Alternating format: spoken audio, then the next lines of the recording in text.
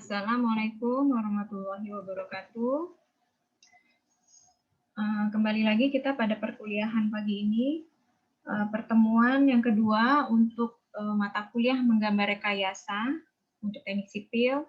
Kalau teknik lingkungan adalah menggambar teknik. Tapi intinya adalah sama, menggambar teknik ya. Adapun materi pekan kedua ini yang akan saya sampaikan. Pertama tentang mengenal garis, membuat lingkaran dan busur, membuat angka dan huruf teknik, lalu ada proyeksi ortografis, proyeksi dua dimensi, proyeksi aksonometrik, dan perspektif. Oke, di sini kita akan mengenal dan latihan membuat sketsa teknik ya. Nah, pertama kita mengenal garis dulu. Apa itu garis? Garis itu ya sekumpulan titik ya. Ketika dia bersambung, titik itu akan membuat sebuah garis gitu. Ada bermacam-macam garis, ada garis tersambung kontinu, dan ada garis yang putus-putus. Selanjutnya ada juga kombinasi garis putus dan titik, dan garis titik-titik. Kalau untuk menggambar objek pada gambar teknik, biasanya kita akan menggunakan garis tersambung kontinu. Garis putus-putus itu misalnya menggambarkan sesuatu yang transparan gitu ya. Terus kalau kombinasi garis putus dan titik itu untuk notasi yang menyatakan bahwa gambar tersebut terpotong gitu. Maka menggunakan garis sambung titik. Kalau garis titik-titik biasanya kita menggunakannya untuk sesuatu yang bisa objek yang berada di objek yang berada di belakang objek lain gitu. Itu bisa digambarkan dengan garis titik-titik. Nah, ini adalah berbagai macam ketebalan garis dengan menggunakan mata pena. Kalau zaman saya kuliah dulu kita menggunakan pena rotring ya. Nah, itu ada ketebalannya mulai dari 0,13 sampai 0,7. Ini beragam ininya, saya akan skip saja, saya akan cepat.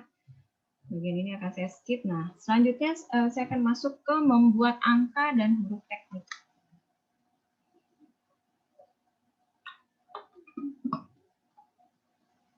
Mengapa ada khusus angka dan huruf teknik gitu ya?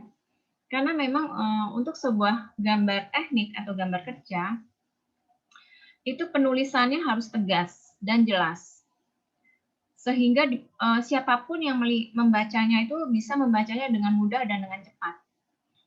Bisa dibayangkan ya, misalnya tulisan di sebuah gambar kerja itu berupa tulisan Latin yang pakai diukir-ukir gitu ya. Kira-kira tukang bisa nggak selesai itu mengerjakan sebuah proyek bangunan gitu ya, kalau misalnya gambar tekniknya seperti itu. Nah, oleh karena itu perlu dipahami bagaimana komposisi membuat gambar teknik. Nah, di sini kalian bisa lihat. Untuk penggambaran, untuk penulisannya menggunakan grid-grid bantu. Contohnya ini huruf I. Huruf I itu berarti tingginya sekitar 6 grid. Bagaimana dengan ukuran gridnya itu bebas, tapi yang jelas gridnya itu harus square atau bujur sangkar. Berarti sisi-sisinya harus sama. Misalnya huruf A, maka sisi horizontalnya membutuhkan grid sepanjang 1, 2, 3, 4, 5, 6. Ada 6 grid. Ya. Lalu sisi vertikalnya membutuhkan sebanyak 1, 2, 3, 4, 5, 6 juga. Puncaknya jatuh di tengah gitu ya, sehingga ke kiri ada 3 grid, ke kanan juga ada 3 grid, dan lain sebagainya. Nanti tolong harap dipahami ya bagaimana ini penulisannya, karena nanti ada tugas kalian untuk membuat tulisan teknik. Dan saya rasa ini gampang ya, kalian tinggal lihat aja di sini. Nah, ini adalah huruf angka ya. Kalau tadi huruf, maka ini adalah ketentuan untuk angka. Ini adalah huruf kecilnya. Dan ini yang italik. Italik itu berarti miring untuk huruf kecil ya. Nah, selanjutnya adalah proyeksi. Metode proyeksi itu digunakan untuk memproyeksikan suatu gambar gitu ya. Ada 2 metode, ada yang paralel dan perspektif. Untuk paralel itu ada yang oblik, ada ortografik. Kita tidak mempelajari yang oblik ya. Nah, ortografik ada yang aksono, ada yang multiview. Oblik dan perspektif tidak kita pelajari, karena gambar perspektif itu biasanya digunakan untuk gambar prarancangan, bukan gambar kerja ya, atau bukan gambar teknik. Jadi gambar prarancangan, konsep, gambar 2 dimensinya, 3 dimensinya biasanya dengan perspektif. Nah, teori proyeksi digunakan untuk mempresentasikan secara grafis objek 3 dimensi ke dalam media 2 dimensi. Jadi bayangkan bangunan realnya itu kan dia bentuknya 3 dimensi. Suatu benda atau suatu objek dikatakan 3 dimensi ketika dia memiliki panjang, lebar, dan tinggi. Atau kalau misalnya pakai CAD itu nanti dia ada berada di sumbu X, Y, dan Z. Gitu ya. Ini X, ini Y, dan ini Z. Ini kalau 3 dimensi. Bagaimana kalau 2 dimensi? Maka objek tersebut hanya memiliki panjang dan lebar, atau hanya memiliki ada di sumbu X dan Y. Tidak ada kedalaman Z ini. Nah, teori proyeksi memiliki 2 variabel. Jadi variabel yang digunakan itu harus ada line of sight dan plane of projection. Nah, apa yang dimaksud line of sight? Line of sight merupakan garis imajiner antara mata pengamat dan objeknya. Ini adalah garis imajinernya, ini adalah objeknya. Nah, berbeda antara parallel projection dan perspektif. Maka perspektif itu mengikuti titik matanya itu di mana. Ini titik di sini dianggap di sini matanya ada di sini. Kalau dia ke sini maka proyeksinya, garis proyeksinya akan berbeda lagi line of sight-nya. Ya, saya coba misalnya titiknya di sini gitu. Maka line of sight-nya akan beda lagi posisinya gitu ya. Ini agak susah saya kalau pakai mouse. Nah, gitu. Nah, gitu. Tapi kalau parallel projection maka dia tegak lurus dari titik-titik yang diproyeksikan. Ini kita ambil contoh. Selanjutnya ada plane of projection. Kan tadi harus ada 2 ya. Ada paralel, ada garis imajinernya, dan ada paralel plane of projection-nya adalah objek untuk memproyeksikannya. Dalam hal ini berupa kertas. Kalau parallel projection, maka garis imajinernya karena lurus-lurus saja. Kita bayangkan si garis itu hingga mengenai media proyeksi yang 2 dimensi ini, kertas. Anggaplah ini kertas ya. Maka ketika digambar maka bentuknya akan sama. Beda dengan perspektif, dia bisa kecil atau nanti ukurannya itu bisa berbeda lah gitu ya. Nah, selanjutnya ada proyeksi ortografis.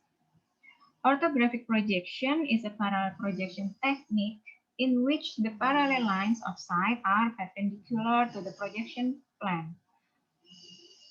Jadi yang di sini adalah yang dimaksud dengan proyeksi ortografis merupakan proyeksi secara paralel, teknik proyeksi yang secara paralel di mana line of sight-nya itu akan tegak lurus ya. Dia jatuhnya tegak lurus. Si line of sight, garis ini disebut line of sight tadi, jatuhnya tegak lurus pada plane of projection. Itu adalah proyeksi ortografik. Nah, proyeksi ortografik itu menghasilkan multi-view drawing, di mana setiap view memperlihatkan sebuah objek 3 dimensi ke dalam 2 dimensi. Jadi kita bisa menggambar multi-view itu berarti dari view mana saja, dan beberapa view atau beberapa sisi dari bangunan tersebut, bisa view depan, kanan, kiri, atas, bawah, belakang gitu ya. Dan setiap view akan memperlihatkan, yaitu tadi, memproyeksikan objek tadi yang 3 dimensi ke dalam bentuk 2 dimensi. Sedangkan kalau axonometric drawing memperlihatkan objek 3 dimensi dalam satu view pada media 2 dimensi. Nah, ini kita coba proyeksikan lagi. Jadi ini adalah objek. Yang ini ya, ini objeknya. Jadi kita akan sebut bagian depan ini adalah tampak depan. Maka pada atasnya ini, maka ketika dilihat dari atas disebut tampak atas. Ketika kita lihat dari sebelah kanan maka disebut tampak kanan, dan bila dari kiri maka disebut tampak kiri. Bagaimana memproyeksikan ketika tampak depan? Maka yang terlihat adalah titik-titik yang saya lingkari ini. Titik-titik yang kita lingkari ini ya. Kalian bayangkan kalian berdiri di depan objek ini. karena dia ukurannya sama, bagian depan dan belakang, maka bagian belakang tidak akan terlihat. Nah, jadi yang terlihat adalah yang saya lingkari, diproyeksikan ke kertas, maka bentuknya seperti ini. Ketika tampak atas, yang kalian bayangkan kalau kalian terbang di atas ini, maka diproyeksikan secara tegak lurus, maka yang terlihat adalah, bentar, saya ganti warnanya ya. Maka yang terlihat adalah titik-titik ini.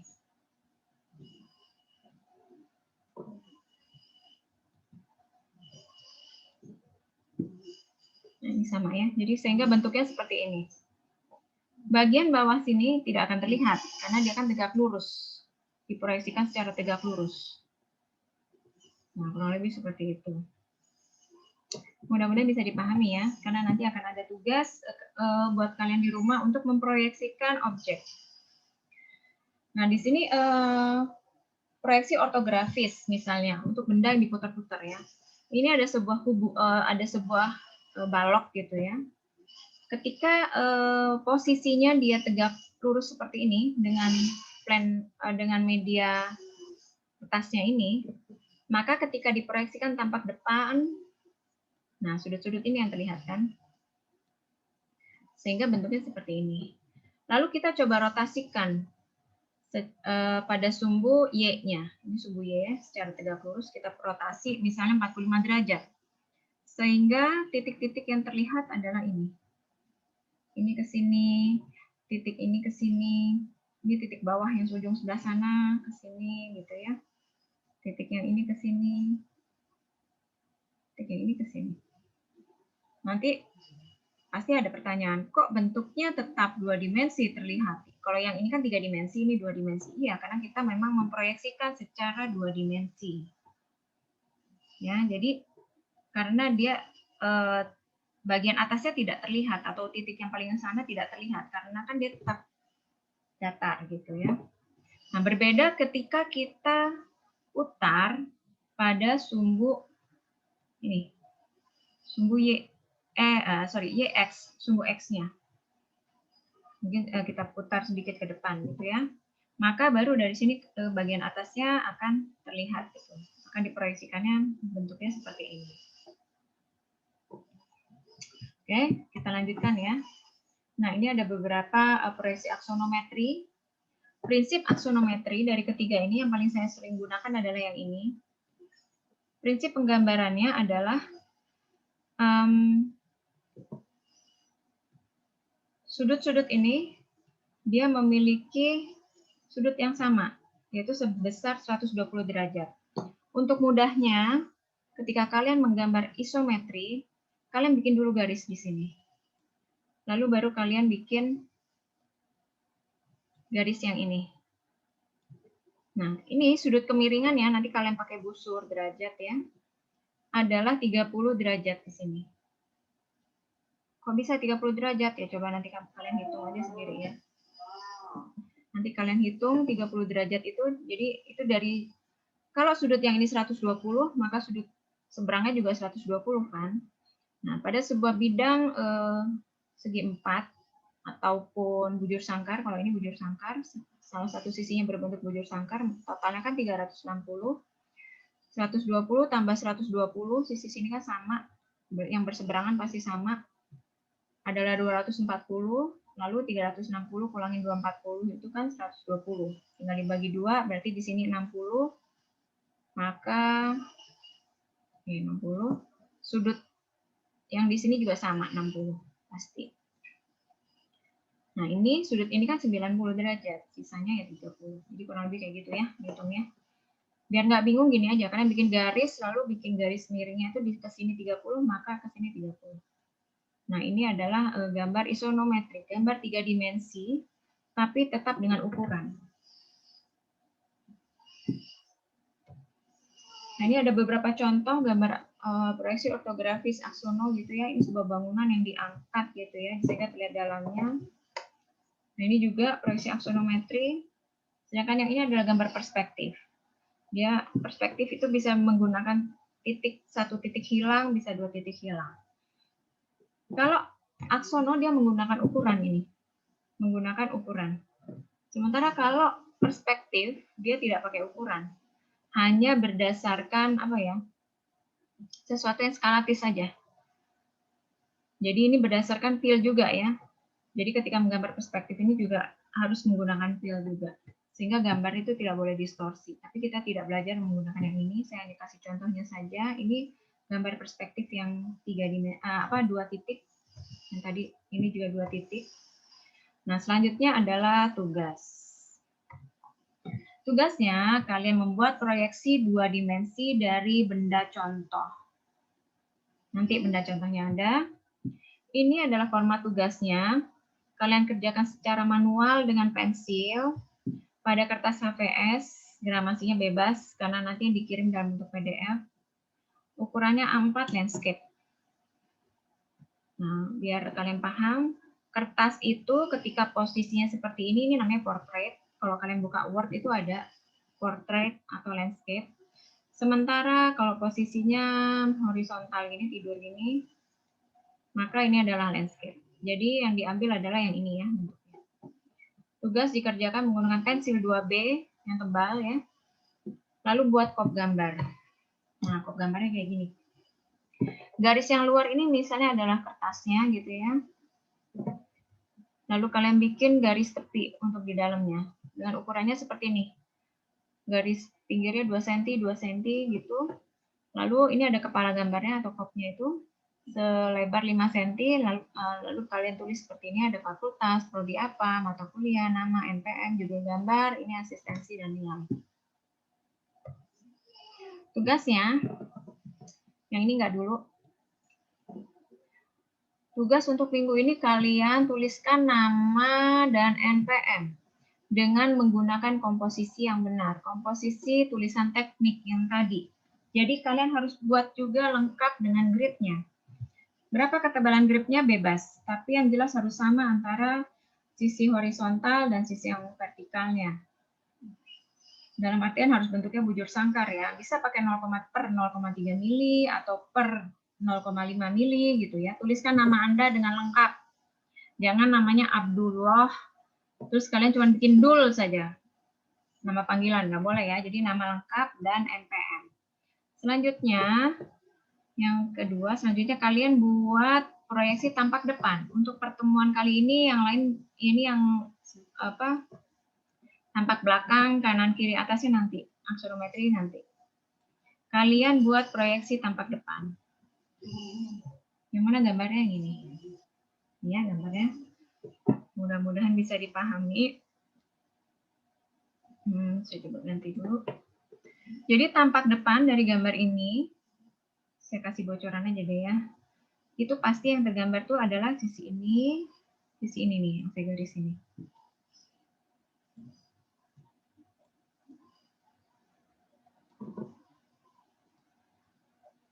Nah, ini adalah yang akan tergambar.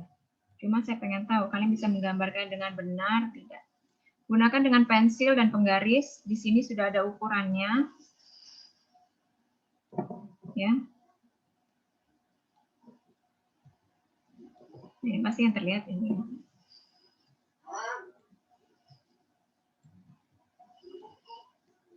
Nah, itu. Tapi di sini saya salah, yang nulisnya bukan milimeter ini, tapi seharusnya adalah 2 cm. Jadi bukan 2 cm, dalam cm. Jadi kalau misalnya ini 2 mm, maksudnya adalah 2 cm. Jadi kalian gambar dalam satuan 2 cm. Ya. Nah, misalnya ini tingginya 2 cm, maka tetap kalian gambar 2 cm. Kesananya berapa ini? Ini adalah ukurannya ya. Jadi kalian ketika kalian gambar sini, kalian cari ini, kalian tarik garisnya nih. Oh, ini 3 cm. Ke atas berapa? Ke sana. Ini ukurannya. Ke sininya berapa? Ini 1 cm nih. Ini ukurannya. Bawahnya 3,5, sampingnya lagi 2 cm, ini ke atasnya. Ke atasnya ini dia 2,5 cm. Ke samping lagi 1 cm, ke bawah 2 cm. Ke kanan sini berapa? Kalian hitung sendiri. Karena di sini ada totalnya kan. Lalu ini tetap sama 2 cm. Jadi cara menghitung yang ini kalian kan udah tahu nih. Panjang ini 3, sini 2, sini 2, ini 1, totalnya 10. Tinggal kalian tambahkan ukuran yang ada, kurangin 10. 10 kurangin total ukuran yang tadi. Jadi kurang lebih seperti itu ya. Saya pengen tahu dulu, coba kalian gambarkan proyeksi tampak depannya dari objek ini. Nanti minggu-minggu selanjutnya baru tampak kanan, kiri, atas, belakang gitu ya. Kalau tampak bawahnya tidak usah karena terlalu mudah ya tampak bawahnya. Oke, tugasnya seperti itu. Terus satu lagi, sepertinya akan ada perubahan RPS, bukan pada konten atau materinya, tapi lebih kepada susunannya. Jadi kemungkinan mulai minggu depan itu Malahayati akan memberlakukan full belajar daring. Dosen juga kemungkinan tidak diperbolehkan ke kampus dulu, dikarenakan pandemik yang masih belum ada tren turun. Sehingga nggak mungkin juga kita lakukan praktikum di dalam lab ya, kecuali memang kita praktikumnya full daring. Kalian pakai laptop sendiri di rumah. Kalau kalian sanggup seperti itu, saya nggak apa-apa. Tapi untuk mengantisipasi hal tersebut, maka dari pertemuan 1 sampai 7 nanti adalah materi-materi yang manualnya, menggambar dengan manual. Praktikum AutoCAD hopefully mudah-mudahan saya harap bisa berlangsung di pasca UTS, yaitu di pertemuan ke-9 sampai UAS gitu ya. Oke, jadi seperti itu pengumuman dari saya. Mudah-mudahan bisa dipahami. Jadi nanti RPS-nya akan saya revisi, terus akan saya share kembali, dan harap tugasnya ini dikerjakan. Waktu pengerjaannya saya kasih waktu 3 hari. 3 hari cukup ya? Atau mau 1 minggu? Coba 1 minggu deh ya. Tapi 1 minggu saya mau benar semua gitu ya, jangan asal-asalan. Dan yang rapi, tolong ya yang rapi. Oke, sekian pertemuan kali ini. Terima kasih sudah menyimak. Saya tutup. Assalamualaikum warahmatullahi wabarakatuh.